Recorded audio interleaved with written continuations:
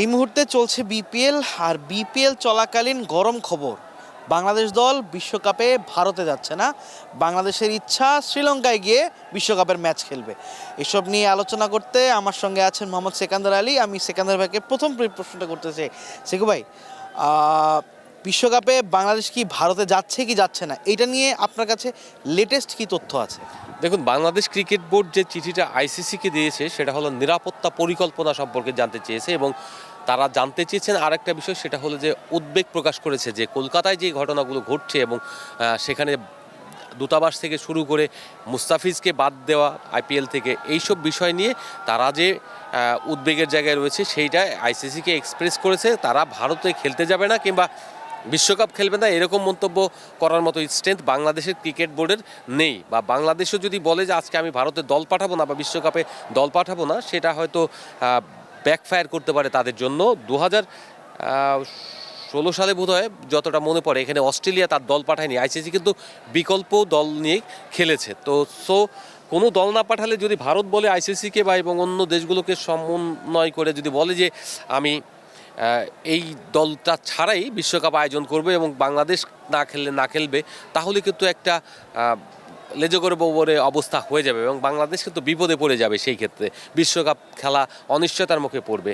বরঞ্চ বাংলাদেশ যেটা করতে পারে, নিরাপদ ভেন্যুতে বাংলাদেশের গেমগুলো স্থানান্তর করার জন্য আবেদন করতে পারে, বা সেটা আইসিসি এই বিষয়গুলো দেখবে। নিরাপত্তার টোটাল বিষয়টাই কিন্তু একটা সময়ে আইসিসি টেক কেয়ার করেছে এবং এবারও কিন্তু সেই জিনিসটা টেক কেয়ার করার মতো জায়গায় চলে এসেছে। যদিও আমাদের এখানে অনেকে অনেকভাবে বলছেন যে এখানে খেলতে যাব না, এটা করব না, এটা কিন্তু অফিসিয়াল কোনো স্টেটমেন্ট এখনও বাংলাদেশ ক্রিকেট বোর্ড থেকে দেয়নি, বা আইসিসি দেয়নি, কিংবা ভারতীয় ক্রিকেট বোর্ড থেকেও দেওয়া হয়নি। মুস্তাফিজকে যে কারণে আপনার ইন্ডিভিজুয়াল মুস্তাফিজ হলো একটা ফ্র্যাঞ্চাইজির একটা অংশ, এবং ফ্র্যাঞ্চাইজির নিরাপত্তা দেয় হলো তাদের লোকাল যারা নিরাপত্তা বাহিনী থাকে তারা। কিন্তু ন্যাশনাল টিম যখন বিশ্বকাপ দল থাকবে তখন তার নিরাপত্তা বলয়ে থাকবে আপনার যেসব রাষ্ট্রীয় সবচেয়ে শক্তিশালী বাহিনীগুলো, এবং তারা যে কাউকে যে কোনো সময় ফায়ার করে দিতে পারে এই রকম অবস্থায়। তো সেই ক্ষেত্রে কলকাতায় পশ্চিমবঙ্গে খেলার কোনো প্রয়োজন পড়ে না, এবং তারা যদি মনে করে বেঙ্গালুরু চেন্নাইয়ের মতো জায়গায় ভেন্যু পরিবর্তন করতে পারে। যদিও আমরা ক্রীড়া উপদেষ্টা আসিফ নজরুলের একটা পোস্ট দেখলাম যে বিসিবি সিদ্ধান্ত নিয়েছে যে ভারতে খেলতে যাবে না, তাহলে কোথায় খেলবে? শ্রীলঙ্কায় আইসিসি অনুমোদন দিয়েছে কিনা না, যদি আইসিসি বলে যে ভারতে যদি না খেলতে যাও তাহলে তোমাদের জন্য বিশ্বকাপ তোমরা খেলতে পারবে কি পারবে না তোমরা সিদ্ধান্ত নাও, তোমাদের খেললে ভারতে খেলতে যেতে হবে। তো সেক্ষেত্রে বাংলাদেশ কি করবে? বিষয়টা হচ্ছে যে এখন যে পরিস্থিতিটা তৈরি হচ্ছে সেই পরিস্থিতিটা খুব বিচক্ষণতার সঙ্গে মোকাবেলা করলে ভালো করতো বাংলাদেশ। আমার মনে হয় যে বিচক্ষণ যদি হতে হয় তাহলে আপনার বাংলাদেশ ক্রিকেট বোর্ডকে যে কেউ পোস্ট দেওয়ার আগে বাংলাদেশ ক্রিকেট বোর্ড যে স্টেটমেন্টটা দেবে সেই স্টেটমেন্টের জন্য অপেক্ষা করা উচিত, এবং সেই স্টেটমেন্টটা যদি না হয়ে থাকে তাহলে নিশ্চয়ই তারা আইসিসির সঙ্গে কথা বলে আইসিসির সিদ্ধান্তটাই বহাল করবে। আর যদি তারা না খেলতে যায় এবং আইসিসিকে বলে যে আমরা বিশ্বকাপই খেলবো না প্রয়োজন বলে, সেটা অন্য ডিসিশন, এটা অন্য সিদ্ধান্ত। পুরো ব্যাপারটা তো শুধু একটা মুস্তাফিজকে ঘিরেই হচ্ছে, শুরুটা কিন্তু মুস্তাফিজকে ঘিরেই। মুস্তাফিজকে কলকাতার এভাবে সরিয়ে দেওয়া, ভারতের মানে গভর্নমেন্টের হস্তক্ষেপ, এই ব্যাপারগুলো আপনি কীভাবে দেখছেন? এবং বোর্ডের সাথে অবশ্যই আপনার কারো না কারো কথা হয়েছে, তারা বিষয়টা কীভাবে নিয়েছে? দেখুন, মুস্তাফিজের বিষয়টা হলো মুস্তাফিজ খেলতে যাবে, মুস্তাফিজকে খেলতে না দেওয়াটা হলো একটা অন্যায় কাজ হয়েছে। আপনি এরকম যদি মবের কাছে যদি নথি স্বীকার করেন তাহলে বাংলাদেশ আসলেই তো বাংলাদেশ তো দাবি করতে পারে আমাকে কিভাবে নিরাপত্তা দেবেন, আমি যে কাভার করতে যাব কিংবা আপনি যাবেন কিংবা অন্য কেউ যাবে, সমস্ত স্টেক হোল্ডারদের আপনি কিভাবে নিরাপত্তা দিবেন, বাংলাদেশ ক্রিকেট দলকে কিভাবে নিরাপত্তা দেবেন? তার মানে আপনি নিরাপত্তা দেওয়ার মতো সক্ষমতা রাখেন না। আপনার যারা রয়েছে তাদেরকে আগে বাংলাদেশ সরকার যেমন ওদের সঙ্গে যোগাযোগ করবে, তেমনি ভারতীয় সরকারের উচিত যে বিসিসিআইকে বলা যে তোমরা যে সিদ্ধান্তটা নিচ্ছ সেটা যৌক্তিক কিনা, কতটা মবক্রেসির কাছে তোমরা হার মানছো কিনা, সেই ব্যাপারটা। ভারতীয় ক্রিকেট বোর্ডও কিন্তু এখন মবক্রেসির কাছে হার মানছে। মুস্তাফিজকে খেলতে না দেওয়া হচ্ছে বাংলাদেশকে উস্কানি দেওয়া, এবং বাংলাদেশ সেই জায়গায় তাদের অবস্থান করবে যখন আপনি মুস্তাফিজকে নিরাপত্তা দিতে পারবেন না, একজন প্লেয়ারকে নিরাপত্তা দিতে পারবেন না, সেখানে 15 জন প্লেয়ার এবং আরও 10 জন স্টাফ, কোচিং স্টাফ এবং আদার্স যে স্টাফ থাকবে, তার সঙ্গে ধরেন 50 জন সাংবাদিক থাকবে। তো এই যে 50 জন সাংবাদিক কিংবা বিসিবি অফিসিয়ালস, তাদেরকে কীভাবে আপনি নিরাপত্তা দিবেন? তার মানে হচ্ছে আপনার নিরাপত্তা আপনার জায়গায় নেই। তার মানে পশ্চিমবঙ্গ এখন বাংলাদেশের জন্য, বাংলাদেশের মানুষের জন্য একেবারেই নিরাপদ নয়, অনিরাপদ। সেক্ষেত্রে বাংলাদেশ ভারতকে খুঁজে বের করতে হবে কোন জায়গা নিরাপদ, কোন প্লেস। যদি তারা না পারেন, তাহলে তাদেরই বলা উচিত যে বাংলাদেশকে সের জন্য আমরা ভারতে কোনো ম্যাচ আয়োজন করতে পারছি না, বা বাংলাদেশকে আমরা এখানে চাই না যে বাংলাদেশ এখানে এসে বিব্রত হোক, কিংবা আমরা বিব্রত, তারা বিব্রত হোক।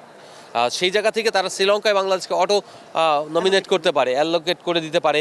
ওখানে পাকিস্তান খেলবে, সেই সাথে যেহেতু গ্রুপ, বাংলাদেশের গ্রুপের সব ম্যাচ এখানে, তার মানে বাংলাদেশের খেলা ওখানে, মানে হচ্ছে যে আপনার 4টা ম্যাচ ওখানে চলে যাবে।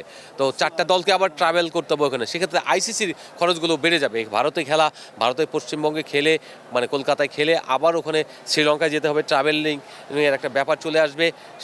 সেই জায়গা থেকে হয়তো তারা অনেক কিছু করতে হবে, নতুন করে আবার শিডিউল করতে হবে। এই শিডিউলিংয়ের ব্যাপারটা হচ্ছে ট্রাভেলিং এর সঙ্গে, যেহেতু ট্রাভেলিং থাকবে তখন আপনার এই গ্যাপগুলো কমে আসবে, ব্যাক টু ব্যাক খেলা হয়ে যেতে পারে, অনেক কিছু। শ্রীলঙ্কারও ভেন্যু, তখন ওদের অনেকগুলো ভেন্যু রয়েছে, তখন ওই ভেন্যুগুলোকে হয়তো প্রিপেয়ার করাই রয়েছে, সেগুলি খালি বিশ্বকাপের জন্য অ্যালোকেট করবে। তো এটা বাংলাদেশে যেমন উদ্বেগের জায়গা এবং বাংলাদেশের মানুষের উদ্বেগের জায়গা, তেমনি ভারতের উচিত বাংলাদেশের কথা বিবেচনা করে হয় মানে তাদের অবস্থান বদলানো, মুস্তাফিজকে খেলতে দিতে হবে, এবং শুধু তাই নয়, বাংলাদেশকে প্রপার নিরাপত্তা দেওয়ার জন্য যেসব জায়গা, যেসব ভেন্যু, সেই সব ভেন্যুতে বাংলাদেশের ম্যাচ সেটেল করতে হবে। কিন্তু পশ্চিমবঙ্গে যে বাংলাদেশ দল নিরাপদ না, সেটা কিন্তু পশ্চিমবঙ্গের লোক বুঝিয়ে দিয়েছে। ভাই, একটা গুরুত্বপূর্ণ প্রশ্ন, সবাই মানে অনেকেই বলছে মুস্তাফিজ যদি কলকাতায় না খেলে চেন্নাই বা দিল্লিতে খেলতো, তাহলে এই ইস্যুটা ক্রিয়েট হতো না। আপনারা কি এই জিনিসটার সঙ্গে একমত? দেখুন, মুস্তাফিজ এই যে কলকাতায় খেলবে না, এই তথ্যটাও তো আবার সঠিক না। মানে আপনি কার ভয়ে আপনি কলকাতায় খেলবেন না? সব জায়গায় খেলতে হবে। যখন একজন প্লেয়ার খেলবে, তখন সব জায়গায় খেলবে। সে কলকাতায় খেলবে না, আবার বেঙ্গালুরুতে খেলবে, চেন্নাইতে খেলবে, এইসব জায়গায় কিন্তু একেবারেই মানে সমীচীন না। এই বিষয়গুলো কিন্তু বিতর্কে তৈরি করবে।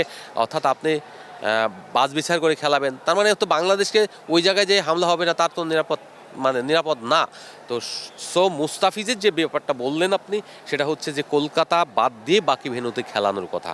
আমি মনে করি এই সিদ্ধান্ত কোনো যৌক্তিক সিদ্ধান্ত হবে না। তাহলে আপনার বেটার না রাখাটাই ভালো। আর যদি না রাখেন, সেটা দিয়ে আপনি বার্তা দিয়ে দিলেন আপনার জনগণকে আপনি কন্ট্রোল করতে পারছেন না। মমক্রেসি আপনি উস্কে দিয়েছেন, অথবা মমক্রেসি আপনার ওখানে যেটা রয়েছে সেটাও আপনার নিয়ন্ত্রণের বাইরে। ভাইয়া, এমনি মুস্তাফিজ তো প্রায় 12 কোটি টাকা, বাংলাদেশি টাকায় বা 9 কোটি 20 লক্ষ রুপি, একটা ভালো অ্যামাউন্ট পেতে যাচ্ছিলেন বা একটা ভালো সম্মানই পেতে যাচ্ছিলেন। এমনি আপনার কারোর সঙ্গে কথা হয়েছে? মুস্তাফিজের কোনো খবর আপনি পেয়েছেন? ওনার কি অবস্থা, মানে উনি কি ব্যাপারটা প্রফেশনালি নিয়েছেন, নাকি উনি কীভাবে নিয়েছেন, এই ব্যাপারটাকে আপনি জানতে পেরেছেন? দেখুন, মুস্তাফিজ একদম সাইলেন্ট রয়েছে। দেখো, সিদ্ধান্তগুলোকে এখনও ঝুলে রয়েছে। বাংলাদেশের নির্বাচন রয়েছে ফেব্রুয়ারিতে, 7 থেকে 12 তারিখের মধ্যে। ডেটটা বোধহয় ডিক্লেয়ার করে দিয়েছে। তো সেই জায়গায় যদি আপনি 12 তারিখে নির্বাচন হয়ে যায়, তার পরবর্তীতে মার্চ কিন্তু দূরে রয়েছে। নির্বাচিত সরকার আসার পরে কিন্তু খুব দ্রুত পট পরিবর্তনের মানে পরিস্থিতি বদলাতে থাকবে, সম্পর্কের উন্নয়ন হবে আশা করি। তো সেই জায়গা থেকে পরবর্তীতে সিদ্ধান্ত যে আবার মুস্তাফিজকে ওখানে তারা ডেকে নেবে না, খেলাবে না, তা তো নয়। সেটা কিন্তু অনিশ্চিত। এখন রিলিজ দিয়ে দিচ্ছে, ইনস্ট্যান্ট হয়তো জনগণকে শান্ত করছে বা এই করছে। কিন্তু ঘটনা হচ্ছে যে আপনি যেটা হলো 9 কোটি টাকা, 9 কোটি 20 লাখ রুপি, এই 9 কোটি 20 লাখ রুপি তো এখন যখন কাউকে রাখবে না, তখন তো কিছু করার নাই, টাকাটা আপনি পাবেন না। কেন? একটা রাজনৈতিক পরিস্থিতির কারণে। এখন বাংলাদেশকে যদি এখানে দুই দলই, মানে ভারত এবং বাংলাদেশের মধ্যে যদি এখন এই টানাপোড়েন শুরু হয়ে যায়, তাহলে ক্রিকেটীয় কূটনৈতিক মধ্যে কিন্তু রাজনীতির যেটা ঢুকে পড়েছে, এই রাজনীতি কিন্তু ক্রিকেটীয় কূটনীতিকে ধ্বংস করে দেবে, এবং ক্রিকেটের যে রিলেশনটা রয়েছে, সেই রিলেশনটা আর থাকবে না। না থাকার অর্থ হলো বাংলাদেশ এবং ভারতের সিরিজগুলো নিরপেক্ষ ভেন্যুতে হতে হবে, যেটা পাকিস্তানের ক্ষেত্রে একেবারেই হয় না, তাদের সঙ্গে খেলেই না। তো সেটা যদি হয়, ভারত এবং পাকিস্তানের সঙ্গে হয় না, আবার ভারত বাংলাদেশের সাথে যদি নাও হয়, তাহলে টেস্ট যে এলিট 9টা টেস্ট খেলে, যারা টেস্ট চ্যাম্পিয়নশিপ খেলে, তাহলে তার মানে দুটো দলকে বাদ রেখে, পাকিস্তান এবং বাংলাদেশকে বাদ রেখে ভারতের অন্য 7 দলের সঙ্গে স্লট করতে হবে। যদিও 7 দলের সঙ্গে স্লট থাকে ম্যাচে, মানে ম্যাচগুলো হবে সেই ক্ষেত্রে। তো এই যে বিষয়গুলো, বিশ্বকাপ তখন কিন্তু বাংলাদেশ ভারতের যখন বিশ্বকাপ হবে, তখন তারা খেলতে যাবে না। বাংলাদেশে 31 সালে বিশ্বকাপ রয়েছে, সেই বিশ্বকাপে বাংলাদেশে খেলতে আসবে না ভারত। এই যে চলতে থাকা, অনেক এই চলতে থাকা হিসাব হিসাব চলে নিকাশ চলে আসবে এবং আইসিসি তখন পড়ে যাবে একটা দ্বিধাদ্বন্দ্বে। এই জায়গায় আইসিসিকে যদি ফিফার মতো স্ট্রং না হতে পারে, বা আইসিসি যদি তাদের অবস্থান শক্ত জায়গায় রাখতে না পারে, তাহলে কিন্তু ক্রিকেট একটা ভালনারেবল গেমে পরিণত হবে। অনেক অনেক ধন্যবাদ ভাই। আমরা আশা করব দ্রুতই এই সমস্যার সমাধান হবে এবং একটা সিচুয়েশনে আমরা পৌঁছাবো যেখানে বিসিবি একটা সিদ্ধান্ত জানাবে। দর্শক, এতক্ষণ আমাদের সঙ্গে থাকার জন্য ধন্যবাদ।